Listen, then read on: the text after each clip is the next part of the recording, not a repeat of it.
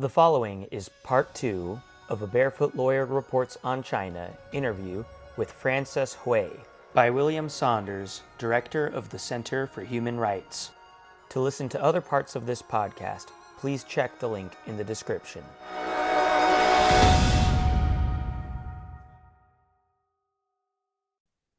Priests might have to, they might have to register with the Catholic Patriotic Association and to take oath of fidelity to the government.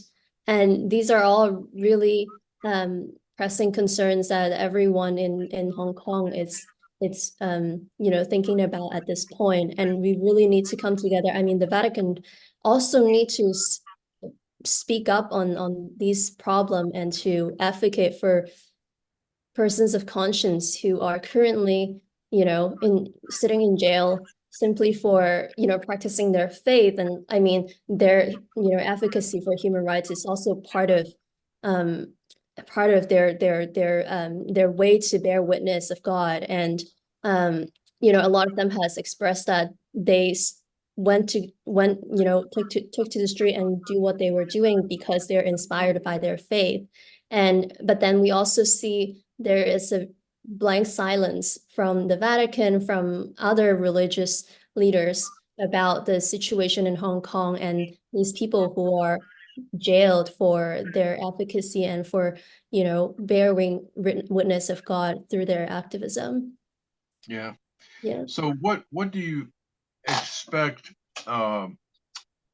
would happen in terms of the indoctrination? Would it be, as I understand it, as it is in mainland China, eventually that you teach the sayings of Chairman Xi, and you sing songs at Christmas time about Chairman Xi, and you have his photograph or his painting at the front of the church, and all those kind of things, and you rewrite the Bible? I know that all those things are going on in the mainland.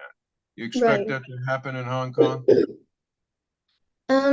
Well, so in the report, I mentioned that, my analysis is right. This is happening to China, and we haven't seen those signs in Hong Kong, but we do see early warning signs that eventually Hong Kong's church and the religious communities will eventually face these challenges.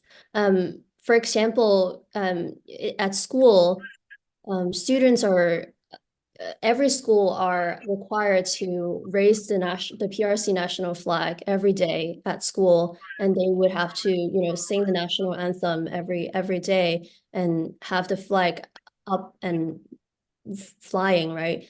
And a lot of times it happens in school hall right in front of some other sacred symbols like the cross, a depiction of Jesus Christ, or an Islamic flag, which means the problem of raising a national flag is it's not a problem. We see that in America, but the problem is the PRC national flag also symbolizes atheism, and having it raised in front of these sacred symbols it's basically absurd.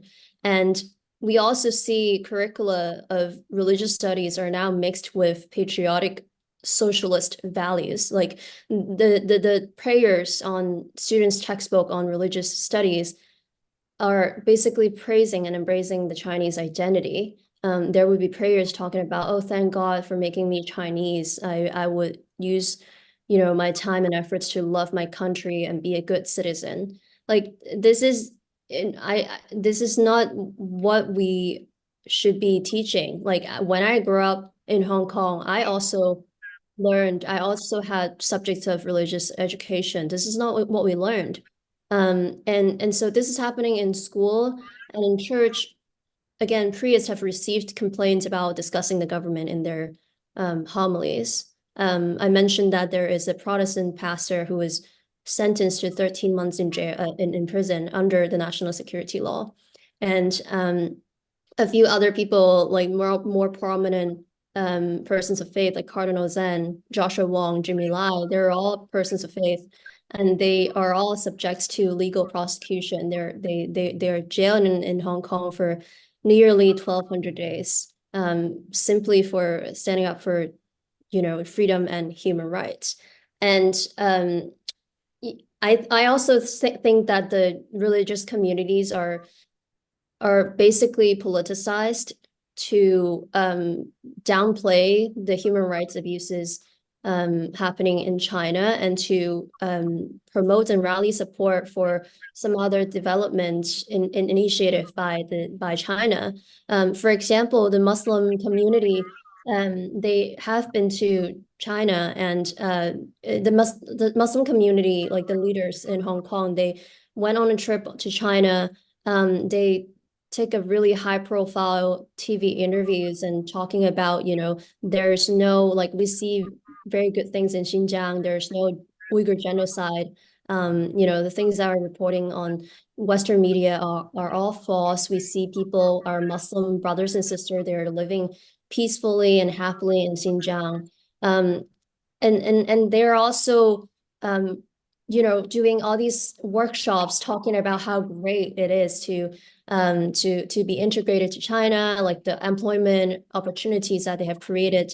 All of these are, signs of the government using them as a political tool to downplay human rights abuses and to, promote their own development initiative. And China is also arranging a lot of these exchange trips for different religious leaders. I actually, throughout my research, I found that the Catholic Church is now asking all the priests, seminarians, and religious sisters, all of them have to go on a trip to Beijing and to learn about syncretization, to learn about, to get to meet the officials in China.